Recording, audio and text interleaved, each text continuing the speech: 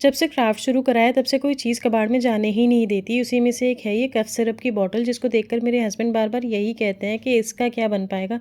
इसको क्यों रख रखा है? तो सोचा आज पहले इसी को बनाकर काम ख़त्म करूँ। तो इसके लिए मैंने बॉटल पर 2 कोट पेंट की करी है स्पॉन्ज की हेल्प से। 2 कोट करने से क्या डिफ़रेंस आता है ये आप देख सकते हैं। ये हार्ट्स मुझे थोड़े छोटे बनाने थे, बट पहला हार्ट बनाते ही रियलाइज़ हुआ कि इस ब्रश से इससे छोटा नहीं बन पाएगा। शायद उसके लिए मुझे और छोटा ब्रश लेना चाहिए था।